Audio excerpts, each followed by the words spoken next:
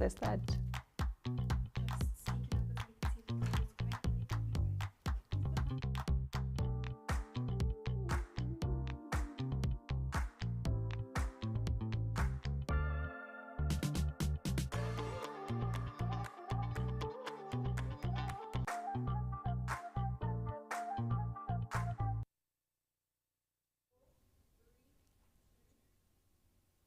Welcome back, grade 11. We are here with you from Maski Miller Learning and Maski TV.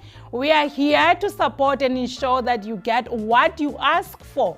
Remember that last week you have asked us to do probability with you, and that is what we are going to focus on today, step by step. So please join us and let's do it together.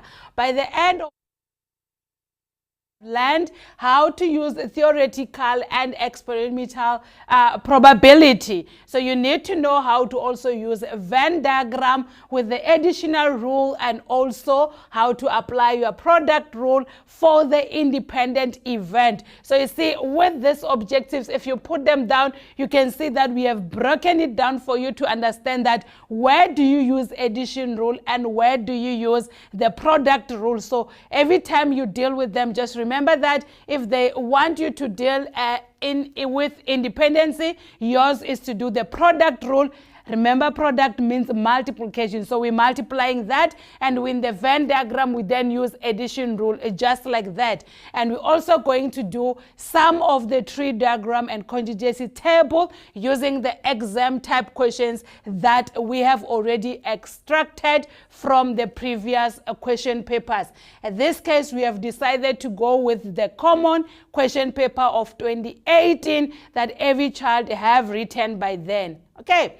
So here you can see that we have our formula that it says that the probability of A, if we are given the event, there's going to be equals to the favorable event divided by the total outcome. So the outcome of the favorable normally would be, for example, if you have a coin and then you toss it, every time you toss a coin, the option that can happen can be two. It's either going to be head or tail. So it always have two outcomes. So we call that a total outcomes, right? So that is the two outcomes that can happen if we toss a coin. But then if you ask the question to say, write the probability of you tossing a coin and then end up with a head. So that means you're going to have your probability of finding a head will be equals to, remember, the head is now favorable. What you are asked for to find is called a favorable outcome. So that means you have how many heads that can happen? 1 divided by how many? Total outcome? 2. So that is how you're going to write the probability of getting a head or finding a head when you toss a coin, right? So that is what you have to take note of. Here's another one. When we deal with Venn diagram, we then deal with addition rule. So with addition rule, we have a formula that is talking a different language, but I'm very sure that you guys have a knowledge of this language. So let's look at this one. When you have this called, it's like you, but normally it's just called or. So you can actually just use the word or to replace that union, which we call you. In the back of your mind, you see that you just say you. So the probability that we have A or B is equal to the probability of A plus the probability of B minus the probability of A and B. So this is called and this other one is called or you can just refer to them so that you can understand. What do we mean when we say that? So we are saying if I have a Venn diagram like the one here,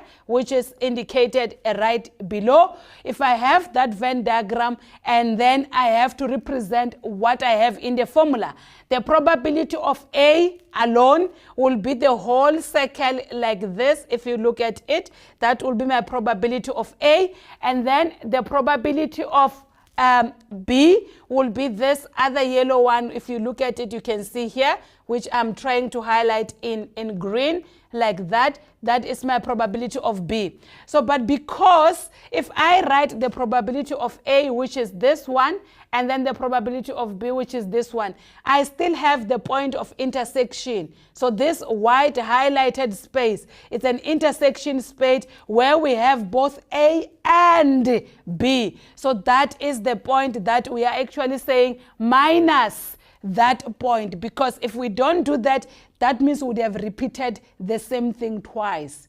Did you get that? That will mean that we have repeated the same thing twice. Okay.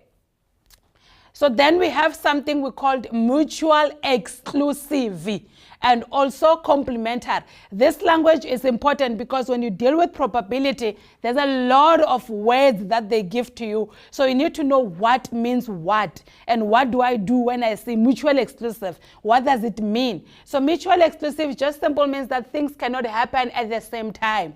I usually just use things like ID number and 5 names, right? For example, or ID number and 5 different people. So that won't happen. So you cannot have Teacher Tandy with the same address or with the same ID number as my Maski assistant with the same ID number, with my director for MML with the same ID number, with the producer for MML. It won't happen. So that is mutual exclusive. At your house, you are 5, you are 2. Each and every one of you have their own ID numbers. So that is mutual exclusive. You cannot have the same ID number even if you are born the same day, right? So that is what we call mutual exclusive. It will never happen at the same time, right? Then when we talk about complementary, complementary just means what is not. Right. So if we have the probability of A, which they are giving you many things, let's say we have probability of A and B, and now we are saying the probability of A is actually equals to, or it has equals to 1 divided by 6. For example, if we deal with the dice, that means the probability of not A or something else, that will be equal to 1 minus the probability of A. But why are we saying 1? Because all the possible outcomes of the probability must always add to 1. So if we use this as an example, for us to toss a die, we would have 1 divided by 6. And for us to toss a die for it to be 1 or 2, it will also be 1 divided by 6. If it's a 3, it's also going to be 1 divided by 6. If it's a 4, it's also going to be 1 divided by 6, and just like that. So this just indicates that the appearance or occurrence of what happened to tossing a die, for a 1 to appear, it's only have 1 chance. It only have 1 favorable outcome for it to appear, even though the die have 6 sides, which is the total outcome. But when you add this together, all of them, they must give you an answer being 1. So that's why we are saying 1 minus the probability of what it is, right, to get what it is not. So here we're going to have our 1, then we minus it by 1 divided by 6. So that is an example of when you are rolling a die and you are using the probability, and that's how you get really to the answer. So you can get that, and then you can find your answer in a proper way. So that will be, the answer will then be, let me see, 1 minus 1 divided by 6. 1 minus 1 divided by 6. That will be 0.3 if we have to write 0.83 if we have to write it in decimal points, and we can go on and write as perhaps 5 divided by 6 if we want to write it as a fraction, right? So it can be 5 divided by 6, or it can be like that. So you can write it any other way for you to represent this. Important, we are talking about mutual exclusive and also complementary, which you need to know as we go forward. Okay.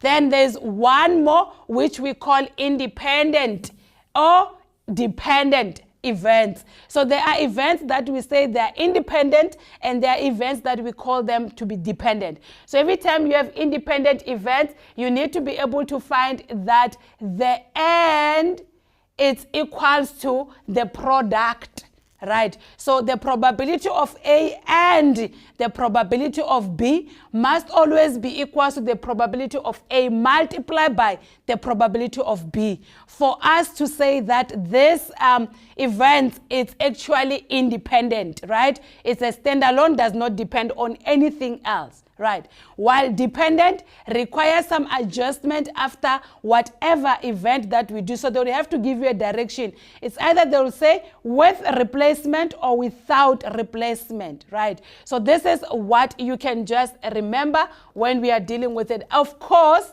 they are going to use some languages that is related to it in English. So we will have to observe and assess that. Okay. So these formulas, you just have to always take notes that they are not given to you in the formula sheet, but you need to know them at all times, right? An example of our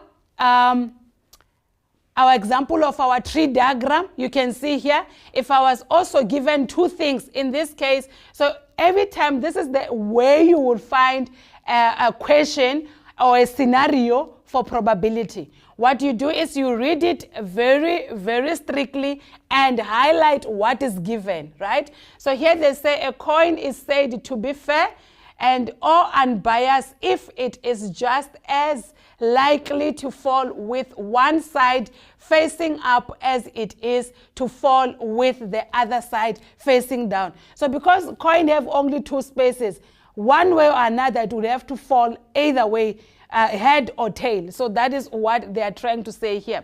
So here they said, suppose F is the event of the fair coin landing head up when it is tossed.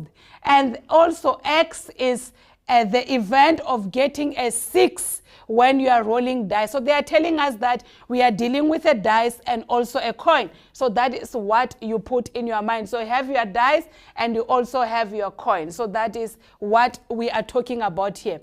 But they want us to calculate therefore the probability of the coin landing head up and also the one that is for dice. So what you take notes here is that I'm talking about the coin, and then the coin have two possibilities, while the dice have 6 possibilities, right? So what you do then, for us to represent it very well, we can do our tree diagram. So because the coin is what we are starting with, you can do it other way, but it's always easier to start with the one that has lesser outcomes. Then you do the one with many outcomes on top of the one that has lesser outcomes, like we did here. So the first one is the one that talks about the coin, so which they have called it, I think they've given us a letter there. Let's use the letter given to us for the coin.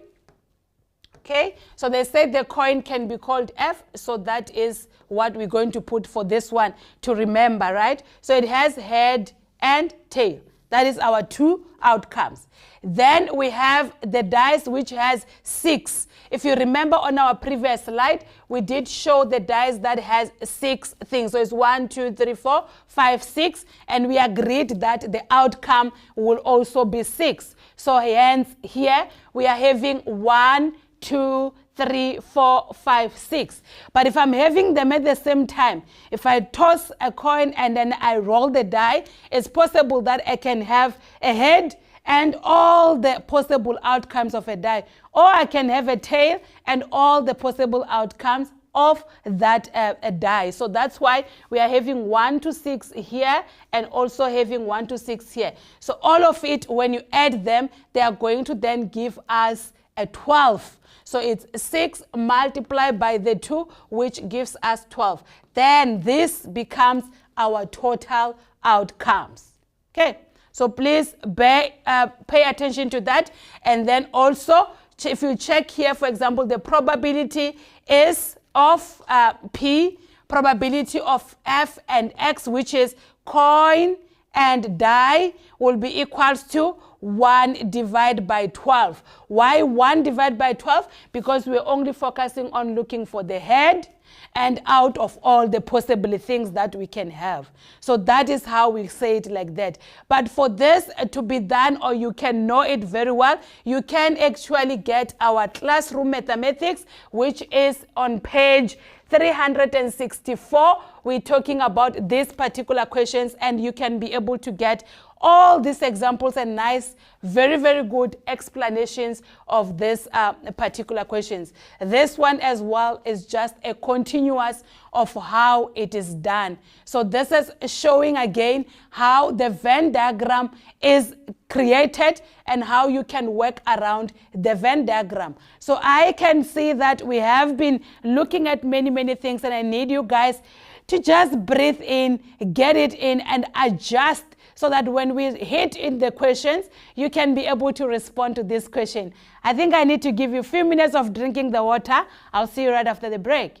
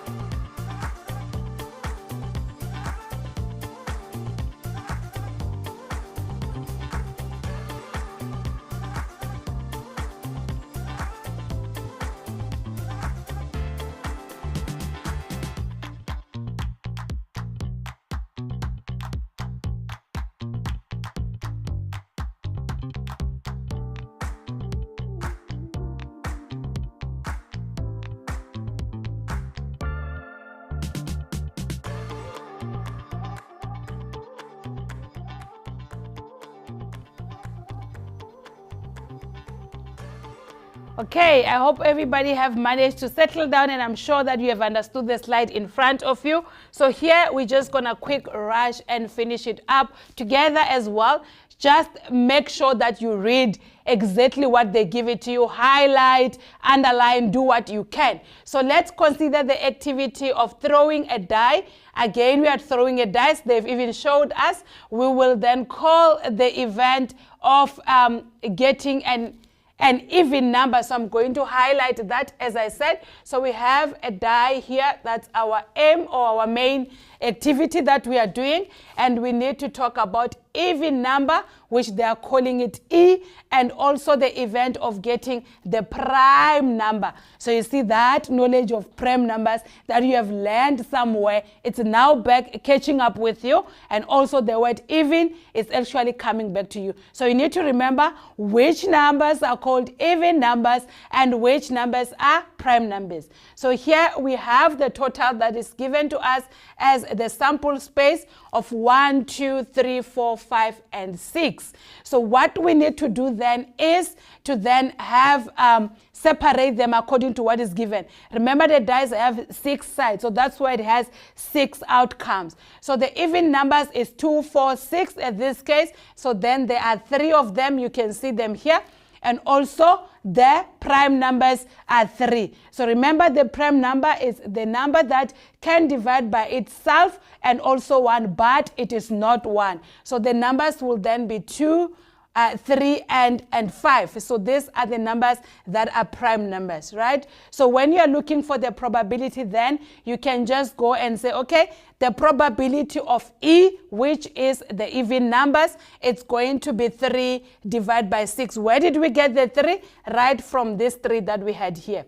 So the even numbers is going to be 3 divided by 6, which will then give us a 1 divided by 2. So that's how you got to that. And then the probability of prime numbers also is going to be a 3 divided by 6, because it's 1, 2, 3, and then it's going to give us a 1 divided by 2, just like the probability of the even numbers. Okay, please pay attention to this part now. Now they are saying, if now we are looking for the probability of where we have both even numbers and also the prime numbers. So it's E or P. You remember the one that I said it will look like union. It looks up like that. So that is O. So the probability of having the two of them, what it is that we have and which one do we have. So if you go into your scale, what we have here, and then you just count. In a normal sense, we would say we have 6. But the reason we are saying we don't have 6 is because 2 is literally repeating. So let's see what is happening here. So 2, it's actually appearing in both. So we're going to treat 2 as 1. We can't treat it in 2 things. Then we count the rest of the numbers. So that is going to be 4, it's going to be 5, and it's going to be 4, 6, 3, and 5. So 1, 2, 3, 4. But then the 5th one become the 2. That is actually our 1 number. So that is why the answer, therefore, is going to be 5 divided by 6, not just 3 divided by 6 or something else, because 1 it's counted once, which is 2, right? Okay. Then the last part is where we are looking for the probability of where we have E and. So we have even, at the same time we have prime numbers. So even and prime numbers at the same time. So what we need to do then will be to find the answer for that. So let's see what we're going to do. So if we go back to our statements that we have, let's do that. If we go back to the statement that we have, which is this part here, you can see that the probability of the fact that we have both E and P, it's only 1, which we just highlighted. And also that is evident in our diagram, that the only one that is in both of them at one point, which is the point of intersection, it's 2. So that is why we only have 1 number that is both even and also prime. So therefore, our answer for that one will be then be 1 divided by 6, like that. Okay. Please pay attention, grade 11s. This is very important for you to get. We have last one more example for you to just understand the mutual exclusive and the complementary event, right? So with this one, if then we are given, so there's a Venn number just below this slide, which I will show. So in the Venn number, there's a Venn diagram, which in it we are actually talking about cards. And in this cards, you need to know this, that inside the pack or the deck of cards, we actually have 52 cards.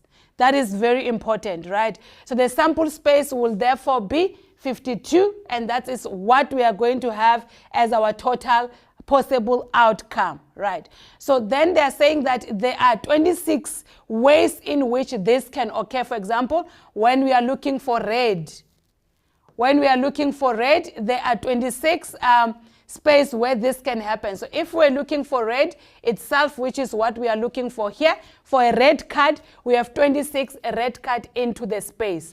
So what will then happen there is that we are going to then use that idea to say we have 52 cards, but we are talking about red, which only have 26.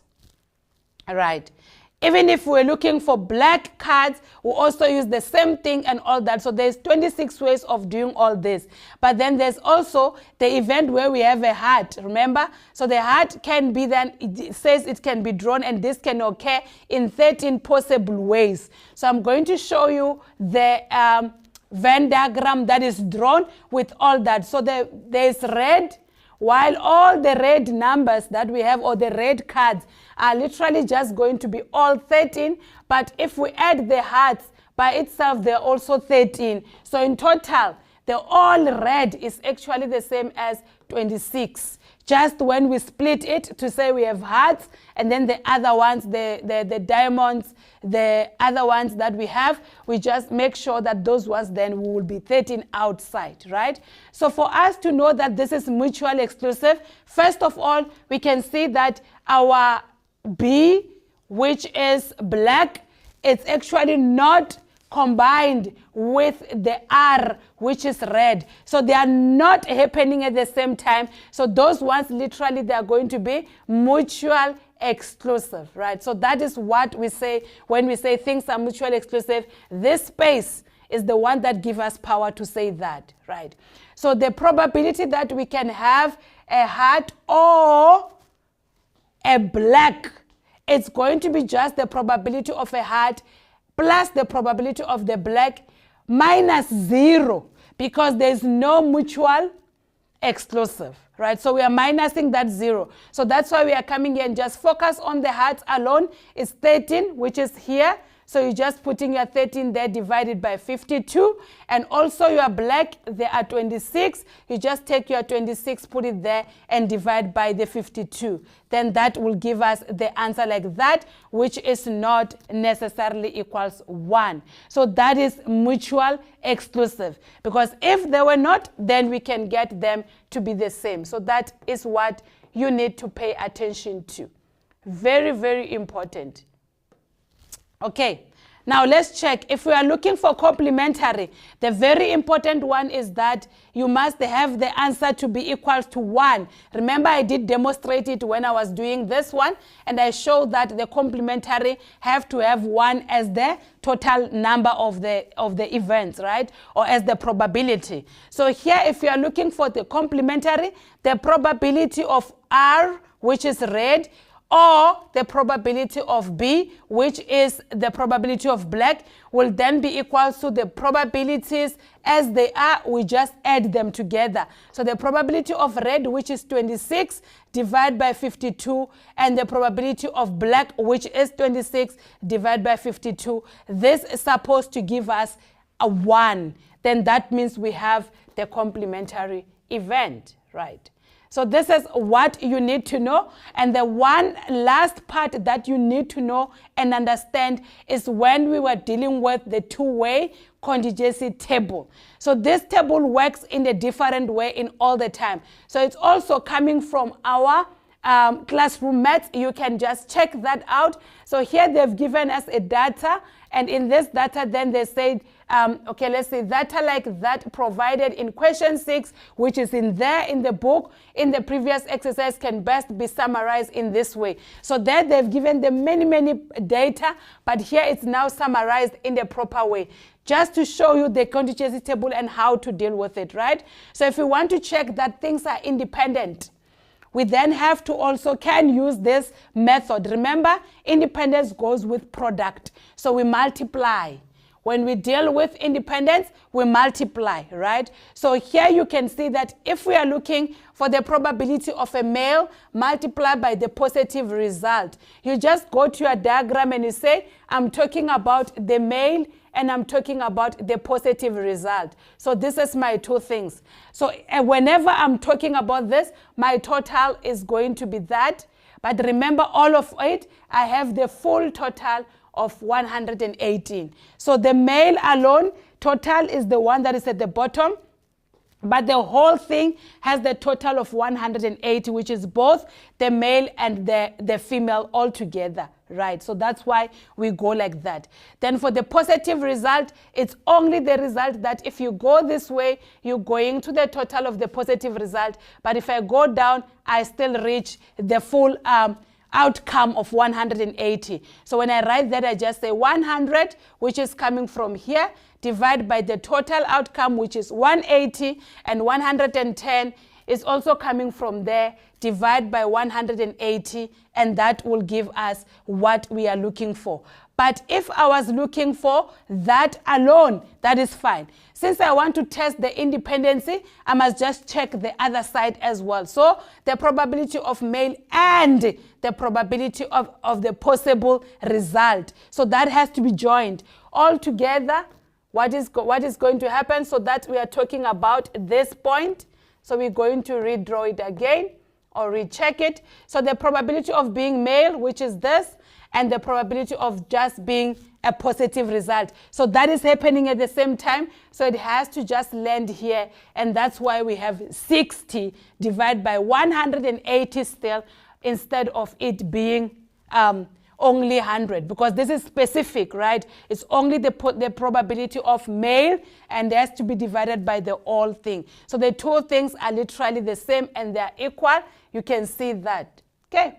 I hope you guys have got that, and it has been a space where I felt like you needed to know that for you to be able to do whatever happened. And I believe that after that, even if I go now, you can be able to respond to the question just by yourself. But I'm not going to leave you. I need you to just take that. That is coming from our question paper of 2018, which is national paper. So I want you to just take a screenshot, look at it, and then when we come after the break, you'll be able to do it together to finalize it. See you right back.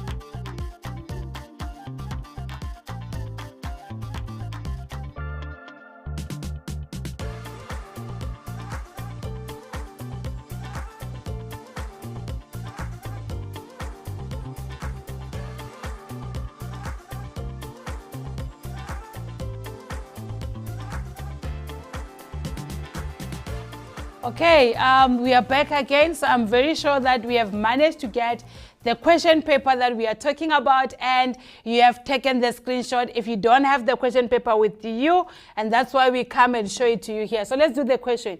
This is from 2018 that you can website, and also you can be able to actually work together with us like that. So let's see, they said a bag of containers. So we have a container, have red balls. So I'm gonna go around and try and underline what is important. So we have red balls. There are how many? 6. Again, we are given that there's green balls that are 8, and there are unknown yellow balls. So I'm just going to highlight this one like this. We have unknown yellow balls, and then they say the probability of randomly choosing a green ball from the bag is 25%. So they are telling us that just focusing on the green ball, we literally have 25% probability, right? Only on the green balls. So then the question says, show that there are 32 balls in the bag. So we need to find that out. But before we can do that, we would need to first just use what we have. What it is that we have, we know that we have, so I'm just gonna write it as question 8. We know that we have the 6 red balls, right? And we have 8 green. And then we have X yellow. So I'm just going to use X because we don't know what yellow is all about and how many they are. So this time we are safe to use just X. So we have these 3 things, but then now we are told that if I add them all together, they must then give me 32. That's what they are saying. And that's what we must prove, right, in the question. But we have another information that we did not use.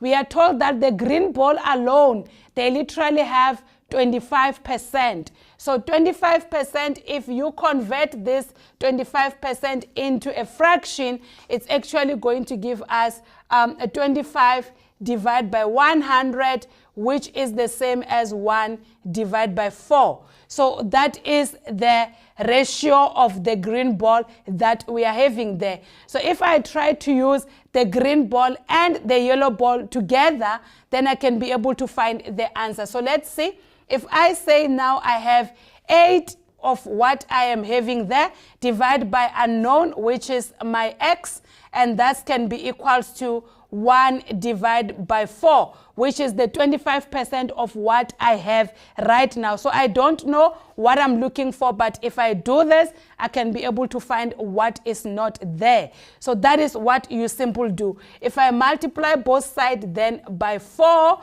for me to remove the 4 from the denominator, I will have then, I can cross multiply, but remember cross multiplying means multiplying both sides by the same answer. So I start multiplying by 4, then 4 times 8 will give me a 32, but remember I'm still dividing that by x, and then on my right side I will have 1.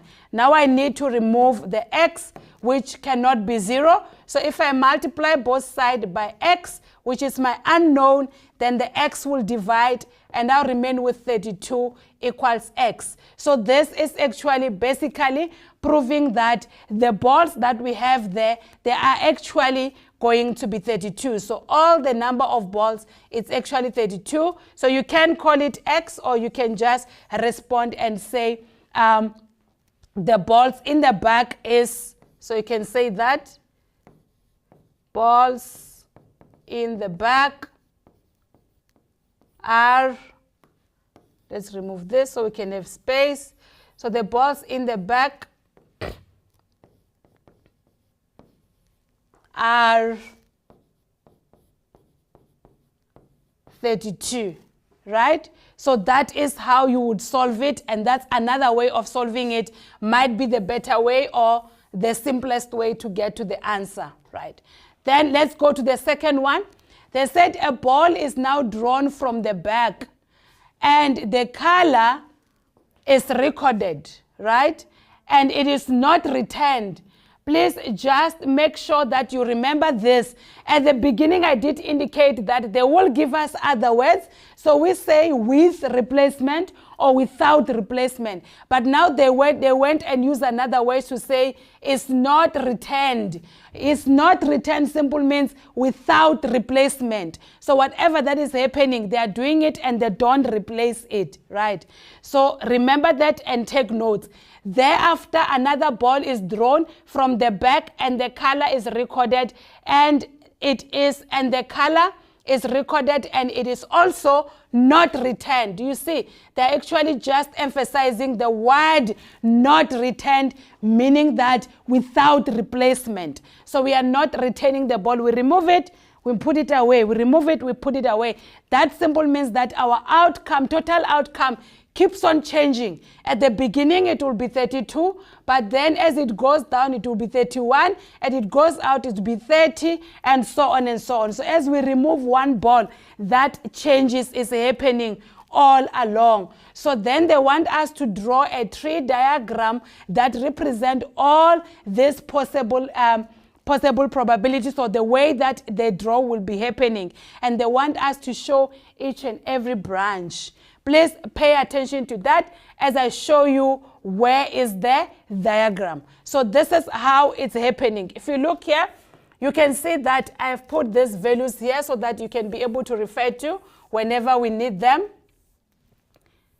Okay, so we have 6, 8, and so we have 6, 8, and we had yellow, which we didn't know how much is it, but now we do, right? We can actually find how much yellow is, and then our 6 was red, and then 8 is green, right? So we can actually find how much we have in yellow, because now we know that we have 32. So if you take 32, and then you say 32 minus 6 minus 8, that will actually give us the yellow balls, right? So that is what I'm saying. So if you subtract that, you see that your yellow balls is actually 18. It's actually 18, so you're going to have your 18 there like that. So that is why here we have 6 divided by 32, and we have 8 divided by 32, as well as 18 divided by 32. So the 18 is coming from there, where now you have found your value of yellow balls, right? Because they say this thing is happening, and it is not replaced, so they are not retaining. The moment they remove one ball, as I've indicated, the next one is going to have 31. So can you see here? All our total outcomes had become 31 instead of 30. 32, I mean to say. Please pay attention to that, because now it's not 32, it's now 31. That's what you have to always remember. But what happened is, because we were taking away red, then it means that red is away, then we're going to remain with 5. Can you see that? That will happen to all that comes in. So the 1 for 8 will remain like that, because we are not removing anything on the green, and we are also not removing anything on the yellow for the first branch, which is this, right? Okay, so now when we check the second one, we're literally going to find the same thing. If we go now, we are talking about the green. So the one that will lose the ball will only be green. Remember, the total outcome, all of them are already losing the ball. But green now is the only one. So please take note of what it is that is losing a ball, as we are not replacing. When I take away red, red loses its one ball, and that affects the total outcome. When I take green, it also does the same thing. And also, when I take yellow, it also does the same thing. So it removes one particular question, or one particular ball, from 18 to 17, right? Does that make sense? Yes, I'm very sure that you guys can understand and have seen that. And you can see how they've allocated all the marks, and the 18 is also catered for in terms of the marks. You see that? They've actually catered it for, because they know that you need to get it from somewhere.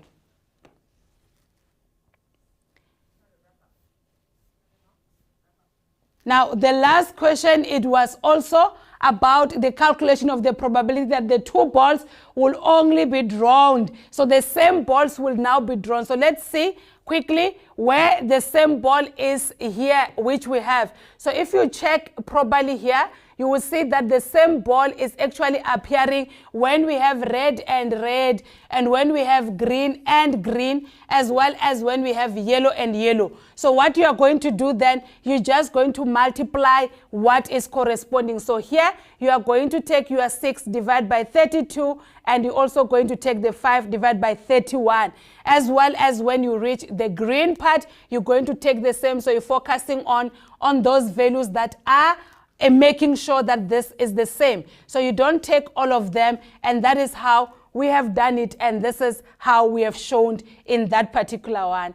I hope you guys can go and understand how you can break down these questions, and you can be able to get them properly. And this is how the probability questions will always come to you, in addition to the contingency table, which we couldn't get to, but you can get to your question paper, and you can be able to get this question. It's on question 9 of the same question paper, whereby you can be able to see how the solution were done and how you're going to get to the answer. But if you feel like you still need help from our side, just let us know through our channels, through our Maski, and everywhere that we can. And stay tuned in Maski TV with Maski Miller Learning. We love you, and stay well this evening. Goodbye. And now we enter our next exciting chapter with the launch of Maskiverse, an inspiring trio of innovations, our AI-powered learning companion, captivating TV content, and a vibrant playground for interactive learning, and our own dedicated app, all coming together beautifully to deliver learning outcomes through technology.